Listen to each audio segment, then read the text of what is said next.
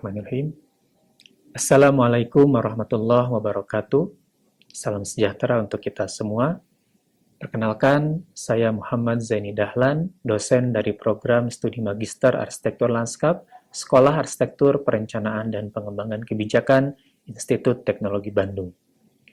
Dalam kesempatan kali ini, saya akan menyajikan sebuah video sebagai bagian dari pernyataan diri dosen dalam unjuk kerja Tridharma Perguruan Tinggi atau PDD UKTPT sebagai bagian dari persyaratan untuk mengikuti sertifikasi dosen nasional 2025. Video ini dikemas dalam bentuk asinkronus atau rekaman pembelajaran hybrid. Mata kuliah yang akan disampaikan adalah bagian dari mata kuliah ekologi untuk arsitektur lanskap dengan kode AL5201 dan perancangan arsitektur berbasis ekologi dengan kode AR3215.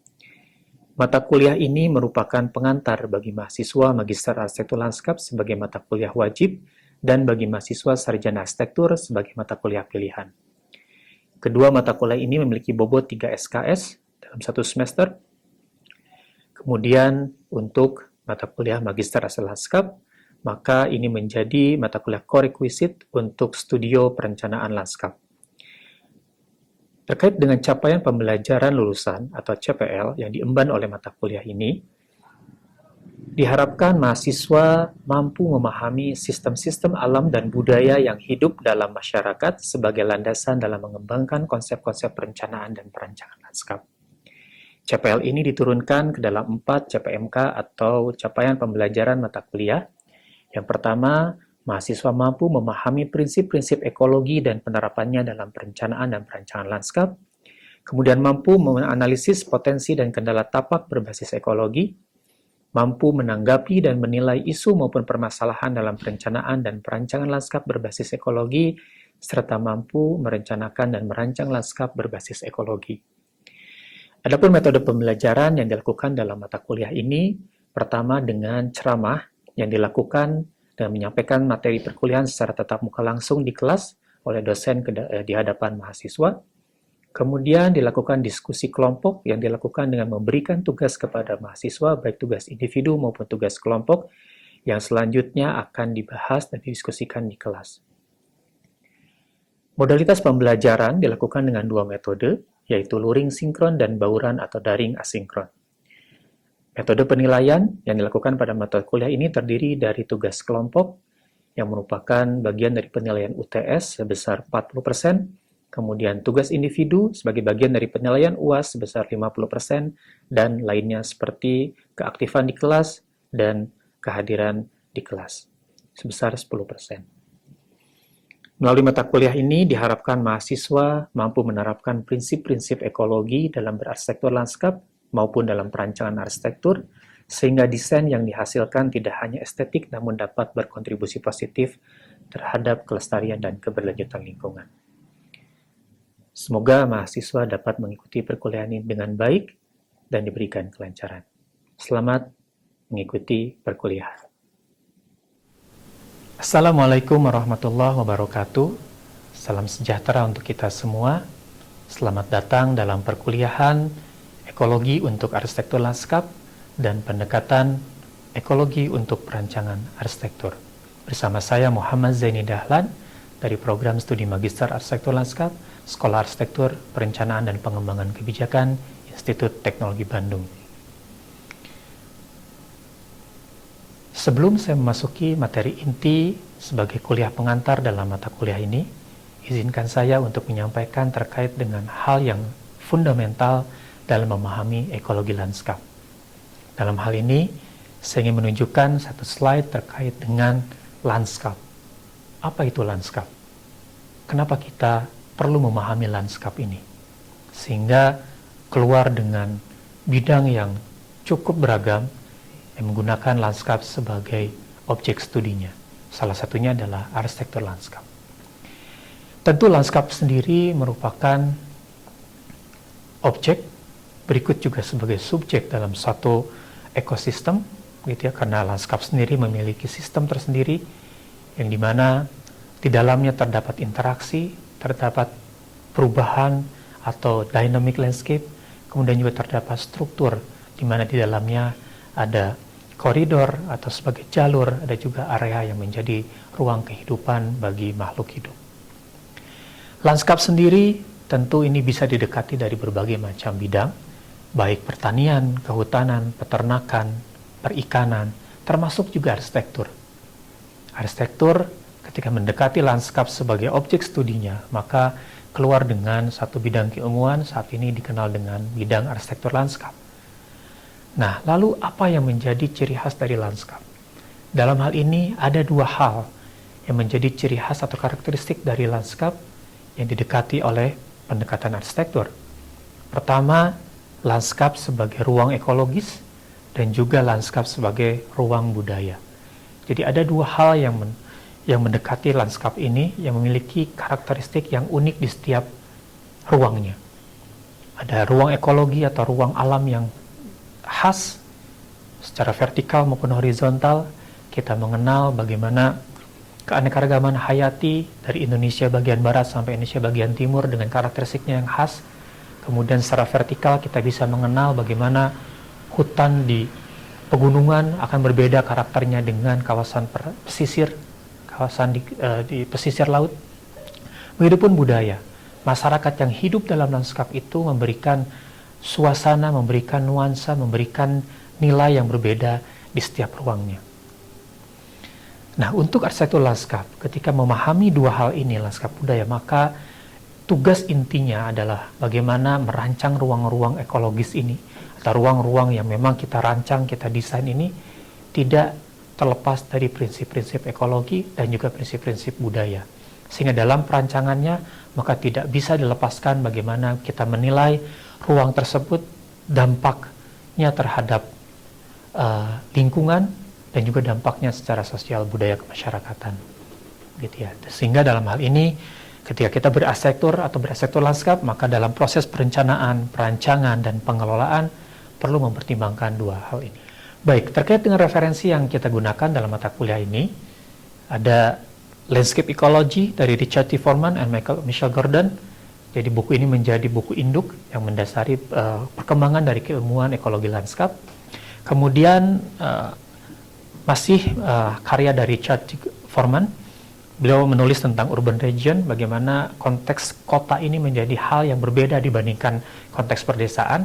Dan lebih baru lagi, Gary Austin dengan Green Infrastructure for Landscape Planning ini menjadi rujukan untuk melihat sejauh mana perkembangan landscape ekologi dalam konteks kekinian, sehingga kita akan belajar tentang green infrastructure yang bisa kita terapkan dalam bangunan-bangunan hijau, begitu ya, dengan adanya roof garden, vertical garden, kemudian dalam merespon bagaimana sensitivitas kota terhadap permasalahan air, ya, ini seperti itu.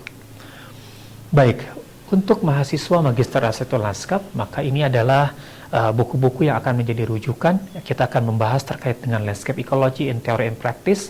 Jadi kita akan memahami bagaimana teori-teori tentang lanskap ekologi dan juga praktikalnya seperti apa. Kemudian untuk beberapa studi kasus kita akan fokus terkait dengan forest management and conservation dengan pendekatan lanskap ekologi. Kemudian juga wildlife habitat evaluation, ya bagaimana kita mengkonservasi ruang-ruang yang memiliki nilai ekosistem yang menarik, begitu ya, dengan keberadaan satwa-satwa liar endemik, satwa-satwa liar yang memang secara status kepunahannya cukup tinggi dan lain sebagainya. Kemudian landscape ecology and water management. Kita akan berbicara tentang bagaimana mengkonservasi air, memanfaatkan sumber daya air secara berkelanjutan dengan pendekatan landscape ecology. Kemudian juga terkait dengan aspek budaya, aspek manusianya, maka kita akan membahas terkait dengan landscape ecology for sustainable environment and culture. Kemudian kita akan melihat contoh-contoh lanskap ekologi dalam beberapa komunitas budaya di Asia. Kemudian juga landscape ecology for sustainable society, begitu ya. Dan terakhir, bagaimana pertanian ini menjadi salah satu bentuk dari penerapan ekologi lanskap dan ekologi budaya, lanskap budaya, ya, sehingga ini bisa kita pelajari lebih lanjut terkait dengan agroecosystem management. Untuk mahasiswa sarjana yang mengambil mata kuliah ini, jadi ini kita akan fokus bagaimana penerapan landscape ekologi ini dalam perancangan arsitektur. Jadi kita akan melihat bagaimana prinsip-prinsip ekologi, ya, yang tentu ini menjadi basic knowledge-nya tentang ekologi, konsep dan aplikasinya. Kemudian kita bisa mempelajari tentang biomimicry, ya, bagaimana kita bisa mencontoh dari alam sebagai inspirasi untuk mendesain, gitu ya. Dan kita lihat bagaimana green architecture yang menjadi isu saat ini, gitu ya, merespon bagaimana alam ini bisa menjadi inspirasi yang menarik dalam berarsitektur, begitu. Sebelum saya masuk, ada satu pertanyaan yang menarik. Dari sekian topik yang akan kita bahas dalam satu semester, saya akan mengawali materi tentang lanskap ekologi ini atau ecological based design ini dengan salah satu fungsi ekologi, gitu ya, dalam arsitektur, yaitu fungsi dari tanaman. Baik, saya akan memulai dengan satu slide yang tentu rekan-rekan sudah mengenal ini jauh-jauh hari, ya, mulai dari SD, mungkin dari SMP, SMA, hingga perkuliahan, ya, selalu diingatkan tentang satu rumus yang kita kenal dengan fotosintesis, ya, di mana dalam prosesnya ada satu fungsi penting yang sampai saat ini hanya bisa dilakukan oleh tanaman, yaitu merubah, ya, matahari, kemudian karbon dioksida dan air menjadi satu bentuk energi dan juga oksigen, yang tentu kedua produk ini sampai saat ini menjadi sumber kehidupan untuk kita manusia dan juga untuk makhluk hidup yang lain. Jadi dengan rumus ini, selama peran dari tanaman ini belum tergantikan, maka selama itu kita perlu mempertimbangkan tanaman dalam proses berarsitektur kita, karena saking pentingnya tanaman dalam keberlanjutan kehidupan kita. Baik, saya akan memulai dengan beberapa contoh bagaimana masyarakat, ya, secara terus perkembangan dari zaman ke zaman, bagaimana merespon tanaman atau dalam hal ini pepohonan, gitu ya, dalam mendukung kehidupan mereka. Ya, sebagai salah satu contoh, ya, masyarakat suku Korowai di Papua Selatan, ya, bagaimana memanfaatkan pepohonan yang ada di lingkungan sekitarnya menjadi ruang kehidupan yang tidak hanya menjadi sumber pangan tapi juga sumber papan, gitu ya. Bagaimana menggunakan atau memanfaatkan pohon-pohon yang tinggi ini sebagai tempat mereka tinggal. Nah, tentu bukan tanpa alasan mereka seperti itu. Mereka sangat memahami konteks lokalnya, konteks ekologinya, di mana mereka tinggal di rawa-rawa yang mereka tidak tahu kapan air itu akan meluap atau akan meningkat level dari airnya, atau mungkin ada ancaman dari binatang buas, sehingga mereka memilih untuk tinggal jauh di atas dan memanfaatkan pepohonan itu. Begitu juga di kondisi yang sekarang, pohon yang ada tidak sekedar menjadi fungsi untuk ekologi pada umumnya sebagai penghasil oksigen, penyerap karbon dioksida dan sebagainya, tapi juga mulai, ya, dimanfaatkan sebagai ruang tinggal, meskipun bukan menjadi ruang yang permanen, tapi dalam hal ini kita lihat bagaimana rumah pohon ini juga tetap, ya, mengapresiasi keberadaan pohon-pohon ini. Konteks kekinian, ya, arsitek Indonesia, salah satunya adalah Andra Matin, bagaimana merancang omah jati di kawasan perkebunan jati, gitu ya. Kita lihat dalam slide bagaimana arsitek tidak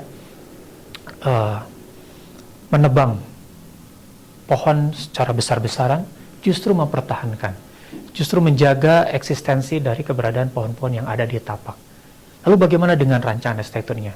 Justru dengan memahami fungsi dari pohon, dengan memahami bagaimana keberadaan pohon-pohon ini dalam memberikan kenyamanan ruang, maka desainnya itu yang merespon itu.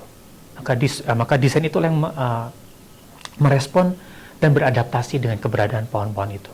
Sehingga kita lihat bagaimana ada satu pohon yang justru dipertahankan, dan dek yang menjadi akses terhadap bangunan ini justru dibuat lingkaran menjadi bolong dan memberikan ruang untuk pohon tetap hidup. Ini contohnya, begitupun dalam membangun lanskapnya, bagaimana kolam ini, infinity pool ini didesain sedemikian rupa untuk tidak mengganggu keberadaan pohon existing.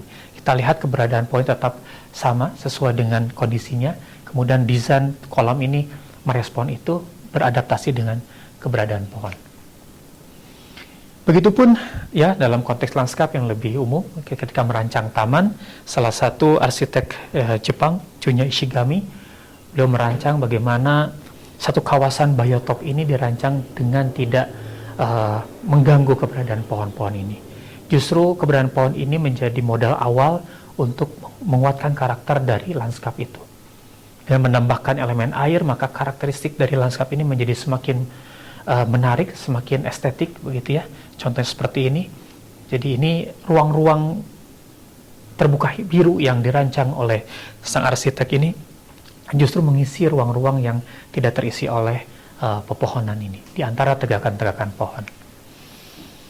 Begitupun ya, sejarah mencatat bagaimana bapak dari arsitek lanskap Frank Lloyd Wright ya merancang satu bangunan yang sangat fenomenal begitu ya, sangat artistik, tapi kita lihat bagaimana harmonisasi dengan alamnya itu begitu terasa ya, kontras namun tidak membuat suasana ini menjadi berbeda sama sekali. Justru keberadaan bangunan ini seperti menyatu dengan alam dengan baik gitu ya, dengan sempurna.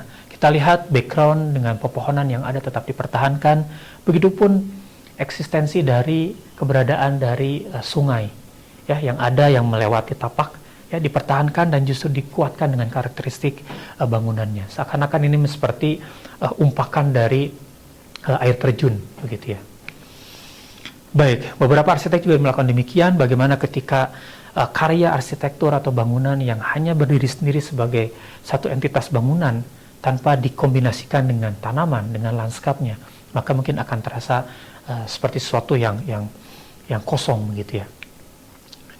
Nah, bahkan saat ini perkembangan teknologi ya memberikan peluang yang besar untuk menghadirkan alam lebih dekat dengan kehidupan manusia, terutama di kawasan perkotaan yang sudah banyak kehilangan ruang-ruang terbuka hijaunya.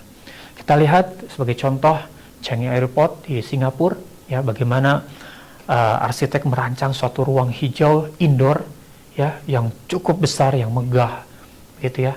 Untuk apa? Untuk menghadirkan alam sedekat mungkin dengan kita, dengan manusia, dengan penggunanya.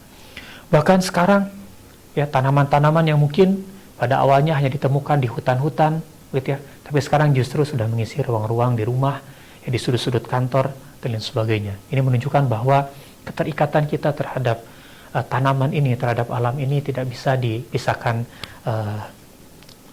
tidak bisa dipisahkan, tidak terpisahkan. Baik, ini contoh saja bagaimana ketika ruang yang kita rancang ini dijauhkan dari alam. Gitu ya. Ini sebagai contoh saja bagaimana Forbidden City, ya, dengan plaza yang cukup luas, ya, tanpa ada pepohonan sedikit pun di sana. Begitupun kota Barcelona, begitu ya. Kalau kita lihat begitu masif dengan bangunan yang ada, gitu ya. Ya ini seperti terkesan kaku, begitu ya. Nah, tentu ini pun terkait dengan bagaimana ide atau konsep rancangan ruang ini, ya. Mungkin untuk Forbidden City karena ingin menonjolkan kemegahan dari bangunan, ya, mungkin tanaman bisa ditempatkan dalam radius yang lebih jauh, begitu ya. Begitupun di kota Barcelona bisa jadi ruang-ruang terbuka hijau direncanakan berada di sekitar dari kawasan perkotaan ini, gitu. Baik, dari beberapa contoh tadi, setidaknya kita bisa sedikit menyimpulkan bagaimana pentingnya atau fungsi tanaman ini dalam berarsitektur, gitu ya. Namun tentu ada beberapa hal yang penting untuk kita perhitungkan, kita pertimbangkan dalam proses mendesainnya nanti, bahwa tanaman, gitu ya, adalah objek yang hidup, adalah elemen alam yang hidup, terus tumbuh, berkembang, dan berinteraksi, memiliki hubungan dengan lingkungan sekitarnya, gitu ya.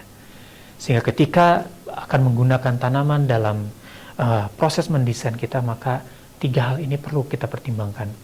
Perlu kita fahami bahwa tanaman ini adalah sesuatu yang hidup, ya, sehingga apa yang hidup perlu kita rawat, kemudian dia terus berkembang, sehingga apa yang kita tanam ini bukan menjadi tujuan utamanya, justru ini menjadi awal bagaimana kita menjamin kehidupan dari tanaman itu sehingga bisa sesuai dengan visi desain yang kita tawarkan atau yang kita gagas, begitu ya.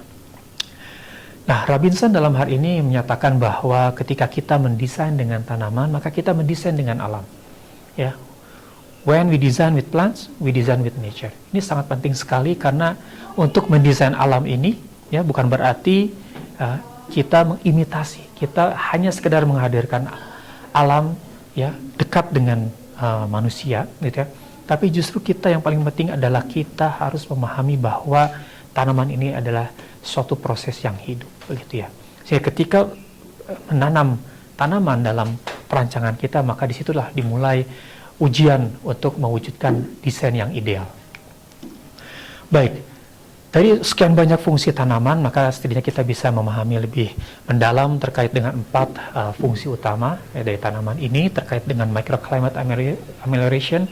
Ya, kita akan melihat bagaimana tanaman ini berfungsi dalam mengelola iklim mikro, ya, untuk mewujudkan ruang yang nyaman.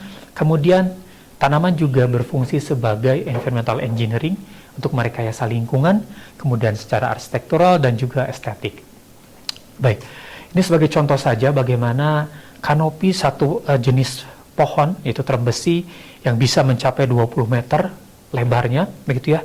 Kalau kita bandingkan dengan kanopi yang sebesar ini, ya kalau kita membuat struktur kanopi seberapa besar ya biaya yang harus kita alokasikan. Nah, berbeda dengan tanaman, tidak hanya naungan yang kita dapatkan dari paparan sinar matahari, namun juga produksi oksigen yang bisa kita hirup, ya tentu dengan kualitas yang baik, gitu ya. Baik, untuk fungsi yang pertama, microclimate ameliorasi, ya tanaman bisa menjadi shading area untuk memberikan naungan, menjadi modifikasi suhu, ya sehingga ruang itu menjadi nyaman, kemudian meningkatkan kelembaban, kemudian bisa menjaga dari hujan, menjaga dari angin, dan menjaga dari silau, gitu ya. Nah, ini sebagai ilustrasi saja bagaimana tanaman berfungsi sebagai pengendali iklim mikro, begitu ya. Nah, kalau kita lihat untuk mewujudkan comfort zone ini, kita perlu mempertimbangkan solar radiasi, ya, radiasi matahari, kemudian temperatur dari udara, kemudian sirkulasi dari udara atau angin, dan kemudian kelembabannya. Dan keberadaan pohon sangat berfungsi dalam mewujudkan kenyamanan ruang-ruang ini, gitu ya. Karena pohon bisa mengatur, mengelola bagaimana ruang-ruang yang dingin itu bisa mentransfer ke area yang panas, kemudian sehingga ada perputaran udara atau kita sebut dengan angin, sehingga angin itu yang memberikan kenyamanan terhadap pengguna di suatu ruang. Nah, bagaimana ketika ruang itu tidak ada pepohonan? Ya, tentu ini kita bisa bandingkan bagaimana ketika suatu ruang ini, mungkin contohnya di kawasan perdesaan, begitu ya, kawasan yang masih bersifat alami, ya. Bagaimana elemen alam ini, ya, ada yang menyerap radiasi dari matahari sehingga tidak menyebabkan panas yang berlebihan, gitu ya. Adapun dalam kondisi perkotaan ini tentu akan berbeda karena material yang digunakan ini sudah berbeda dengan karakter alamiahnya, sehingga banyak sekali panas-panas yang dipantulkan, ya, saling memantul, sehingga banyak panas-panas yang terperangkap. Sehingga dampaknya ketika ruang-ruang terperangkap, ruang-ruang yang merangkap panas itu semakin besar, maka dalam skala kota kita istilahkan dengan adanya fenomena urban heat island, gitu ya. Nah, lalu bagaimana fungsi pepohonan atau fungsi vegetasi yang berada di sekitar kawasan maupun yang ada di dalam kawasannya? Untuk yang berada dalam kawasan, tentu ya dengan adanya tanaman di kawasan perkotaan, setidaknya akan menurunkan suhu, meningkatkan kelembaban dan sebagainya, sehingga kenyamanan termal di lingkup mikro ini bisa terwujud.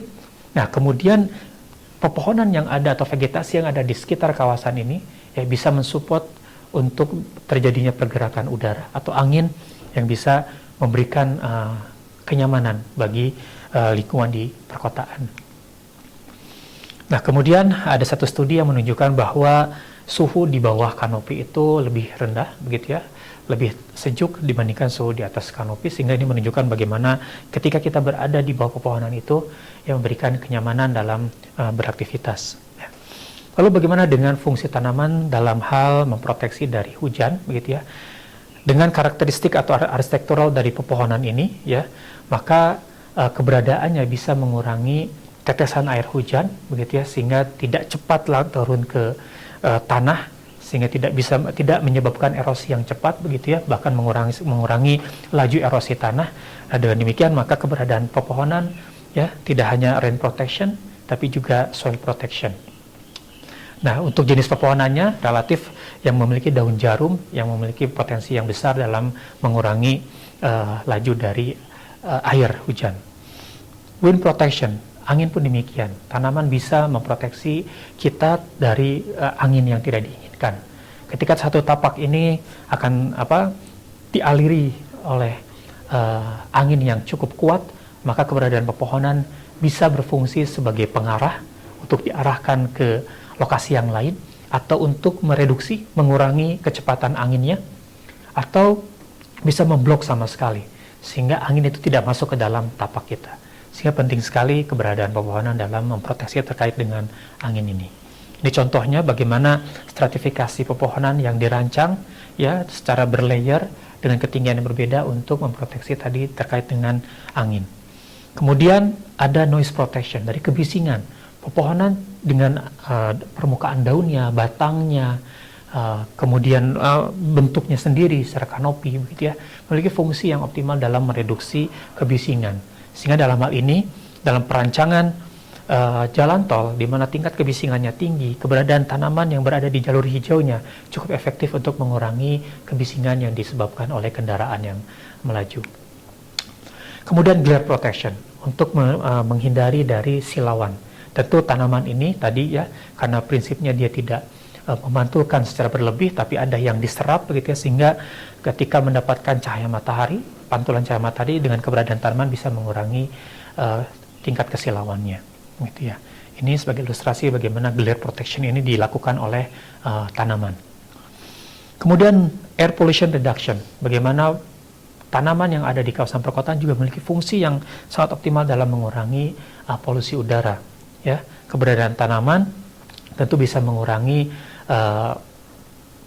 CO2, CO, kemudian bentuk-bentuk polutan yang lain, jenis polutan yang lain yang berbahaya dengan menyerapnya dan juga menjerapnya. Sehingga keberadaan pepohonan atau vegetasi dalam kawasan perkotaan ini menjadi penting karena fungsinya tadi, dia bisa menyerap dan menjerap polutan. Baik, untuk soundscape ini sisi positif dari tanaman, selain tadi bisa mengurangi kebisingan, juga bisa memberikan suara yang justru nikmat untuk didengarkan gitu ya. Dengan soundscape ini tanaman dengan krisik daun, kemudian gesekan batang dan lain sebagainya, maka dia bisa memberikan suasana yang nyaman ketika mendengarkan soundscape ini. Sebagai contoh, ini ya di kebun bambu ini biasanya kita bisa mendengarkan gesekan antar bambu, antar batang bambu, daun dan sebagainya. Ini memberikan suasana yang tenang dan nyaman gitu ya bagi penggunanya. Baik, adapun untuk fungsi arsitektur ya, tanaman bisa menjadi shelter ya untuk menggantikan kanopi, struktur kanopi yang buatan, kemudian bisa menjadi pembentuk ruang, spacing, menjadi batas, border, menjadi pembatas visual, fisik, screen, jangan menjadi pengarah begitu ya. Nah, sebagai estetik tanaman bisa menjadi vista, membingkai satu pandangan yang menarik ya. Contoh misalnya kita bisa memframe satu objek arsitektur yang menarik dengan jajaran pepohonan, kemudian bisa menjadi background, bisa menjadi latar belakang suatu bangunan seperti yang dicontohkan, kemudian bisa menjadi kontras, begitu ya, untuk menunjukkan bahwa ada titik pandang yang menarik, ya, menjadi landmark, menjadi identitas suatu ruang, kemudian bisa menjadi pelembut suatu ruang atau suatu bangunan ya, yang terkesan kaku, dengan adanya pepohonan maka akan terkesan lebih lembut, kemudian penyatu ya, unity, bagaimana keberadaan pepohonan itu bisa menjadi penghubung antara kekakuan bangunan dengan lingkungan sekitarnya, dan juga menjadi shading atau menjadi area untuk bernaung gitu ya. Baik, demikian materi perkuliahan yang bisa saya sampaikan. Mudah-mudahan bisa memberikan pengetahuan dan juga bekal bagi rekan-rekan ya, untuk satu semester ke depan bisa lebih semangat untuk mempelajari terkait dengan ekologi lanskap, ya, ekologi untuk arsitektur lanskap maupun perancangan berbasis ekologi untuk mahasiswa arsitektur. Demikian yang bisa saya sampaikan, kurang lebihnya mohon maaf. Saya tutup. Alhamdulillahirabbil alamin. Assalamualaikum warahmatullahi wabarakatuh.